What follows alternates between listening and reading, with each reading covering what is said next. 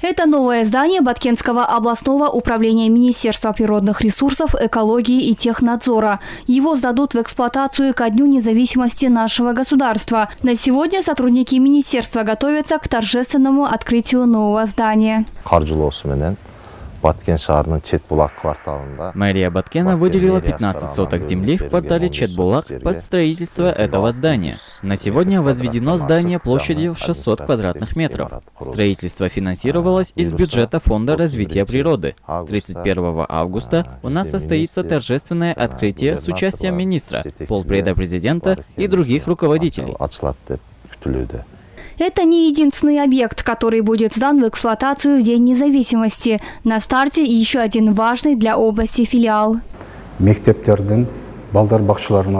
По всей Баткенской области открываются новые школы, детсады. Наряду с этим построены здания для областного управления Минприроды и филиала Национального банка Кыргызстана. Баткен активно готовится к празднованию Дня независимости. В этот день в области будут организованы торжественные мероприятия. Главный праздник страны баткенцы отметят на городской спортивной площади. Для этого местные власти выделили необходимые средства.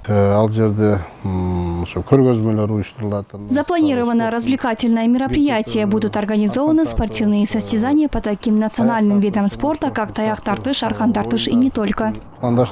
Отметим, что в этом году 32-я годовщина независимости Кыргызстана будет отмечаться на республиканском уровне в городе Ош. Здесь жители Баткенской области будут принимать участие в агро- и производственных выставках. Ахмер Нурдинова, Инят Эргешева, Улан Маккамбаев, ЛТР Баткен.